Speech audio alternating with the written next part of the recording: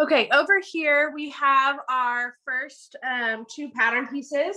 This is for the continuous bound placket. So we've got essentially, this is a miniature version of a long sleeve. And then at the bottom, we have here a slit opening. And that's where our placket is going to go. And then we've got these two pleats down here that will fold over towards the end of the sample. And then we have our bias strip that we cut. And again, that will get applied to that opening to finish the edges. So the first thing we need to do is cut into that opening. So I'm going to line up my piece and I'm going to put pins on either side just so my paper doesn't shift on me.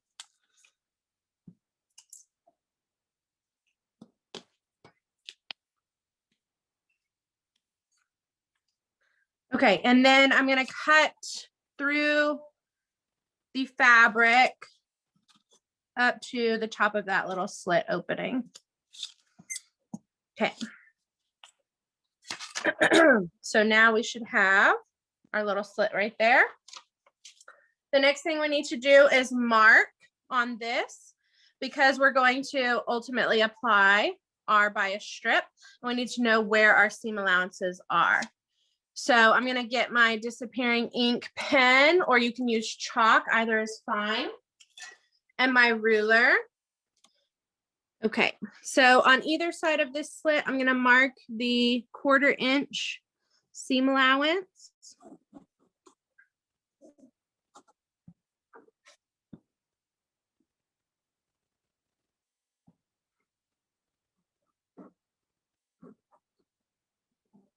And then a 1/4 inch above the top of the slit. So right where that slit ended, we need to make sure we mark a 1/4 inch above that. So we're making this little rectangle going around our slit. Okay, and then we also need to mark, we're going to have to cut into this slit a little bit more to help open it up into a straight line. So what it's going to look, instead of doing diagonally out to the corners like we've done before, what we're going to do is it's going to look like a capital T. So right at the top of the slit, I'm just going to do 1/8 of an inch on either side, going horizontal. So it kind of makes that slit look like a capital T. Okay, and now we're ready to cut into that. So right where I marked the top of that T, I'm just going to cut into that on either side.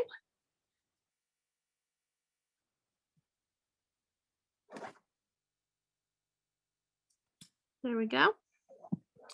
And now, like I said, that's going to help us open this up into more of a straight line for us to sew that bias strip on. So I'm going to open this up and then I'm going to start pinning on my bias strip. So here's my bias strip. I'm going to put it right sides together. I'm going to match up the corners on either end first.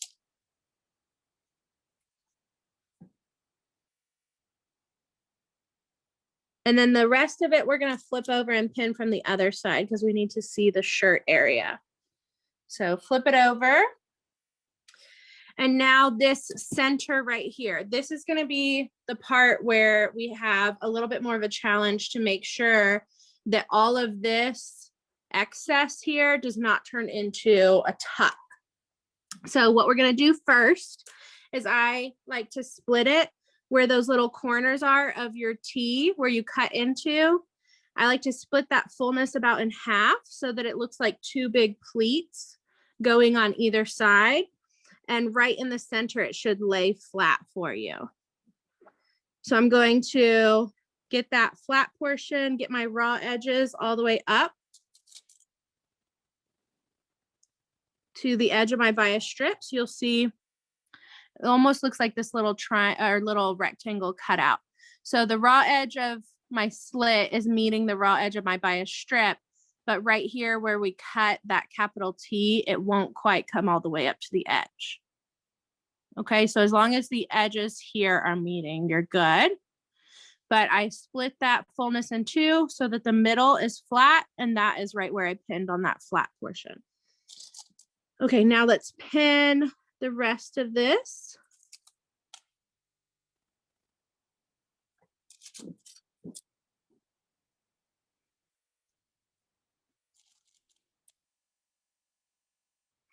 Okay, now we're going to take this over, and as we stitch, I'm going to show you the technique to avoid turning these big pleats into actual tucks on your stitch line. So let's head over to our machine for that part. Okay, so I'm going to start at one edge of my bias strip, and I'm stitching with the shirt on top, because that's the one that has that fullness that we need to avoid turning into a tuck. So I want to make sure that I can see it. So I'm going to start at the corner. The first part of this is just going to be a basic 1/4 inch straight stitch until we get to that center area.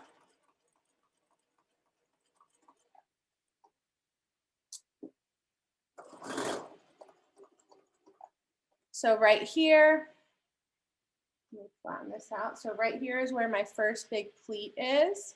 I'm going to put it over in front of my foot to start with. And I'm going to zoom in a little bit more for y'all so you can see. I'm going to stitch up until I get right on top of that pleat, or right before I hit that pleat. So that's as close as I can get without actually stitching over the pleat. Now with my needle in the fabric, I'm going to lift up my foot. And what we're going to do is slowly rotate this fullness. If you can see over on the left-hand side of the screen, we're going to rotate this fullness behind the needle. So what I'm going to do is take about half of it, maybe a third of it, and put it behind so that I flatten out. What I'm looking for is a little flat portion right in front of my needle. And you can see it's only big enough for maybe one stitch. So we're going to have to do this one stitch at a time until we get past all of this fullness. So I've rotated quite a bit of it back here. You can see it's back here behind my foot. Right in front of my needle, I've got a little flat space. And now I can put my foot down. And like I said, we're going to take it one stitch at a time. If you don't have that kind of control over your pedal, then you can do it by hand. I usually do it by hand just to be safe. So I'm going to take my wheel on my machine that's over on the right-hand side, turn it towards me until my needle goes up and down once. And then again, I'm going to pick up and rotate so I have a flat portion right in front of my needle. And then put it down, take a stitch. And now we've got a little bit of flat area until we get to that second pleat. I'm going to take 2 or 3 more stitches. Now I'm on to this second pleat. So again, I'm picking it up, and what I'm doing is I'm just grabbing that fabric and starting to rotate it back. Enough to where I have a flat portion right in front of my needle, and then do one stitch at a time. Okay, once you get past that, you should be good to go, and just do a straight stitch until you get to the other end of the bias strip.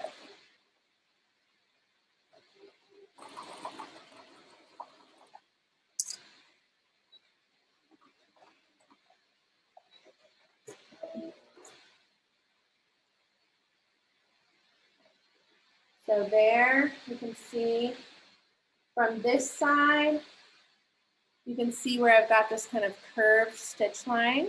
There shouldn't be any tucks. This one I think is just a crease, but there shouldn't be any tucks in your fabric. If there are, you need to fix those before you move on. And you could double check it on the other side as well, where your bias strip is. There shouldn't be any tucks on that side either. Okay. Okay, let's head back to our ironing board. Okay, so trim up any of your threads that you have hanging off before you move on. And now we're ready to press this. So I'm going to get my bias strip to stick off the edge, so I can see that seam. And we're going to bust it open first. Oops, my iron was not on. It automatically shut off. So we might have to take a second to let it heat up. But we're going to do it all the way across. We're going to bust this open. And then we're going to press both seam allowances towards our bias strip. So this is my opening right now with my bias strip sticking off the edge. Let me see if this is hot enough. You also shouldn't have any holes in your seam. So you can see right here where that clipping where we did the T, it's super close to my stitch line. That's okay if it's close, but if you accidentally didn't stitch far enough down, then you may end up with an actual hole. That clipping turned into a hole in your seam. So again, if that happened, you need to make sure you fix that and redo this stitch before you move on. Okay, so that's busted open. Now I'm going to press both of these towards the bias strip.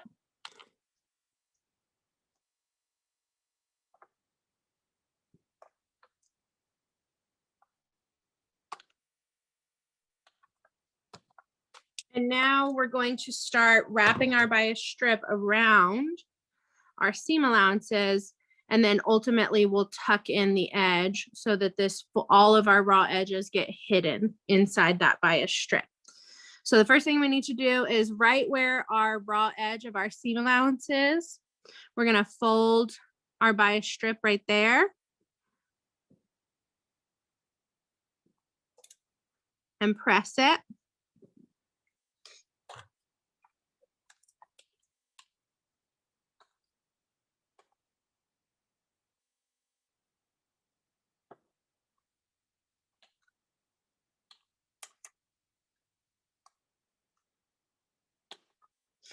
Okay, and then we're going to tuck under that raw edge. So fold it under and make sure that you're covering up this stitch line, because from the front, we're going to stitch in the ditch to catch the back.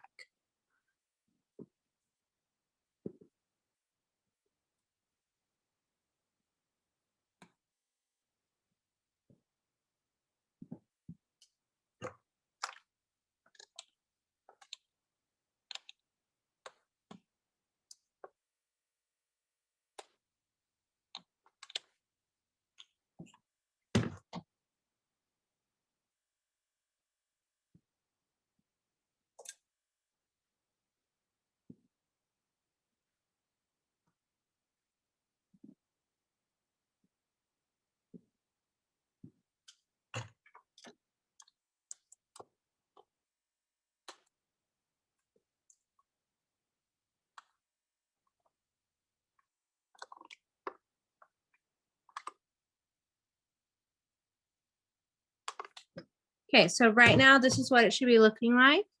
From the back, you've got that pre-folded and all of your seam allowances are hidden in between. And from the front, it should just look like a even 1/4 inch bias strip sticking off the edge of your shirt. Let's pin this. So we want to pin it from the front, making sure that our pin goes down into the seam line, and then make sure it catches your bias strip on the back.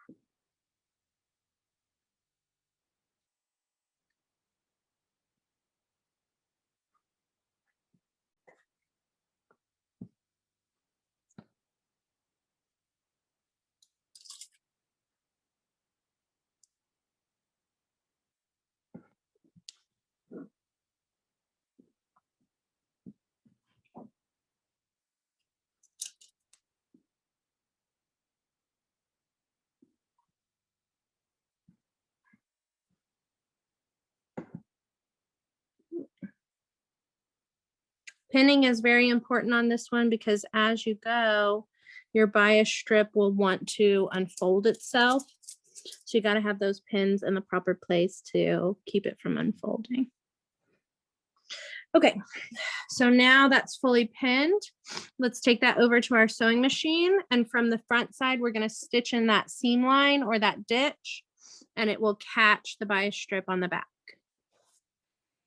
Okay, so starting on one side, I'm going to put my needle down first right into that seam line.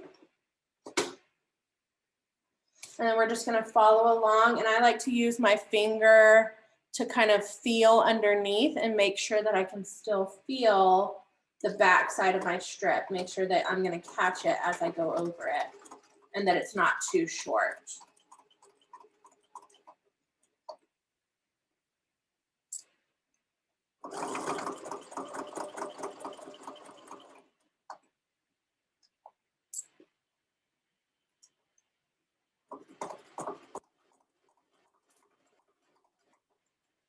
Okay, and again, when we get to this pleat, we just lift up and rotate so that we have a nice flat area right in front of our needle.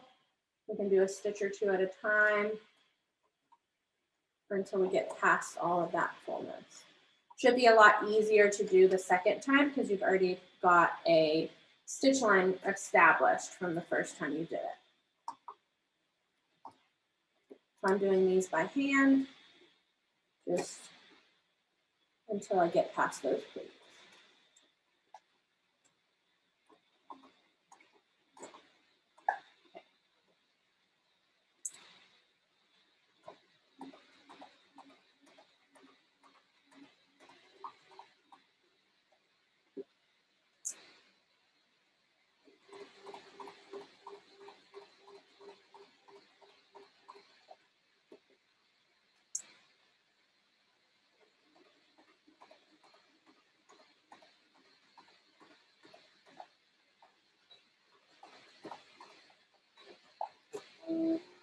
Okay, once you're done with that, from the front, that seam line should be hidden, or the stitch line should be hidden in the seam.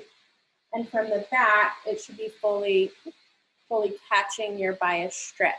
If there are any areas where it did not catch, then you need to fix that now before you move on. Okay. Double checking all of mine. Okay, back to our ironing board. Okay, I'm going to clean up my thread tails.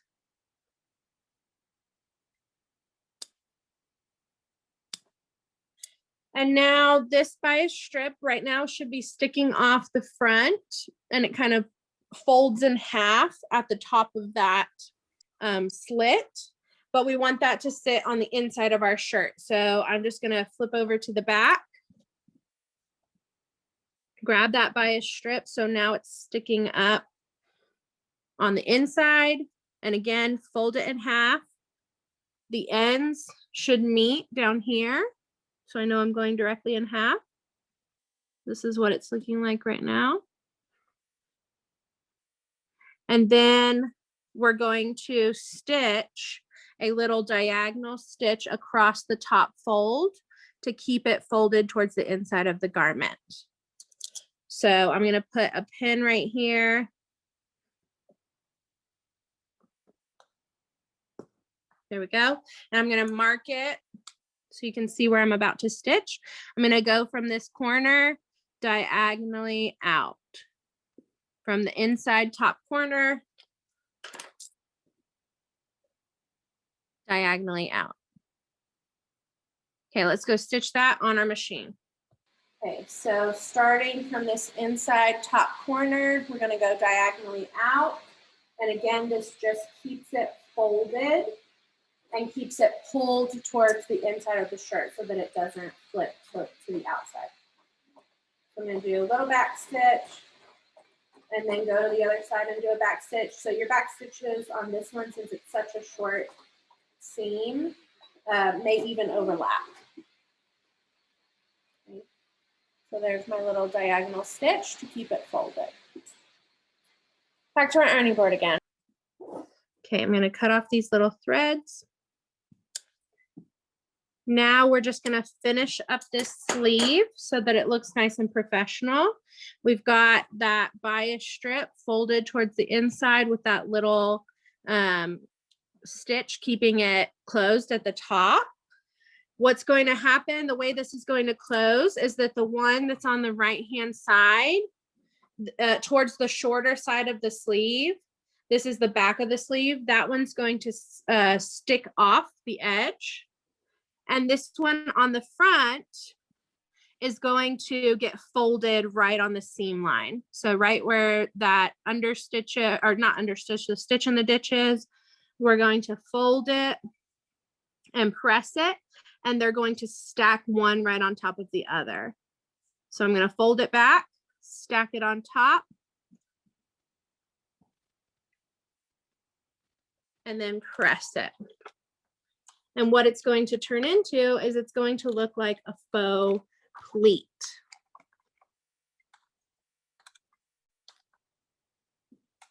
So if you look at that, it looks like a pleat at the bottom of the sleeve. And then it doesn't get pressed all the way up to the top of the sleeve because the pleat just releases or stops being folded and pressed. Releasing is another term for that. But it releases up towards the top of the sleeve. Now, if you look back at our pattern, we have 2 more pleats that we need to fold over. So looking back at this, we have 2 pleats right here. So one set of notches with an arrow in between and a second set of notches with an arrow in between. So that's pleat number 1, pleat number 2. And then the opening is meant to look like a 3rd pleat. So let's go ahead and fold those pleats. So I'm going to take the left-hand notch, pull it over to the right-hand notch. We're going to press that. I'm just going to finger press it right now. We'll fully press it in a second. And then that second one. Pull that left-hand notch over to the right-hand notch so it folds. And there you go. Let's press that. And again, we're just pressing the bottom of it. We don't have to press it all the way up the sleeve. And it looks like 3 little pleats rather than 2 pleats and an opening. So your opening is hidden underneath that 3rd pleat. Okay, now we need to keep these closed. So what we're gonna do, I'm gonna move this bottom portion out of the way. So that right-hand portion of the sleeve. And I wanna keep these closed. So I'm gonna baste over those until we would be able to come get a cuff added to our sleeve. So I'm gonna pin here. This is my bias strip that was folded back. And then pleat number 1 and pleat number 2. I'm gonna pin and we will baste.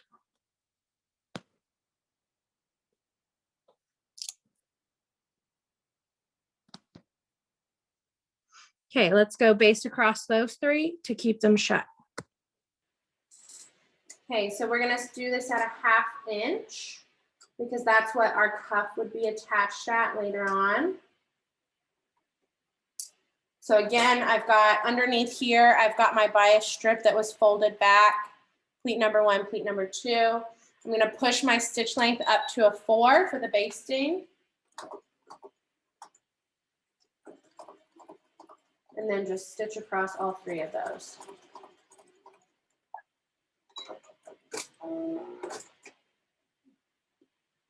So there's my basting for the front and for the back. And thread tail got caught. There we go. Okay, last thing we have to do for this one is to sew that underarm seam. So let's head over to our ironing board again. Okay, so this is our full sleeve. In order to turn this into a tube that an arm would be able to go into, we have to sew this seam that runs down the side of it. That's called our underarm seam. And the reason for that is that it starts right at your armpit where the side seam of your garment is. and then goes down to your wrist. So we're gonna essentially fold our sleeve in half to get those two edges right sides together. Match up that seam.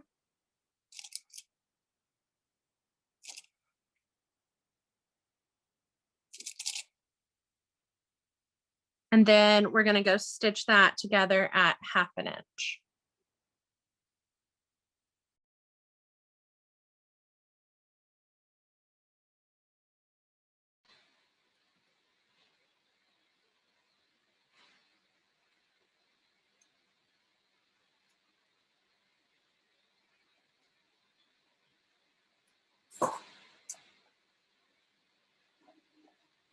Okay, so I'm just starting at the top, working my way down with that 1/2 inch seam.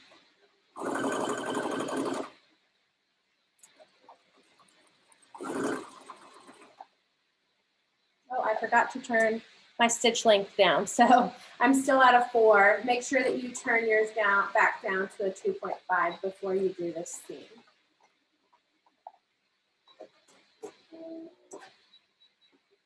Okay, let's head over and we'll bust this open. Okay. Bust open that seam. So if you have a roll, a pressing roll, you can stick it up in there, or you can just try and press it without getting creases everywhere else.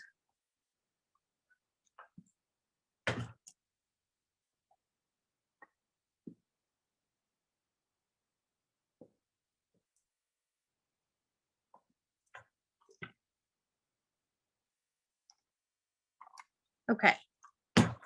Now we turn this right side out, and that is our completed continuous bound placket sample. Okay, so this will be the outside front. Again, I want your pleats only press up maybe 3 inches or so, and then it should just release after that. And then you have your little opening here, and you'll need to take pictures of that area. And I'll have a picture list for you by the end of the day today. And you can take pictures of the inside and the outside, but this would be our finished sleeve, and it's ready to have a cuff put on it. And this top area is ready to get attached to our armhole. Okay, and there's the back.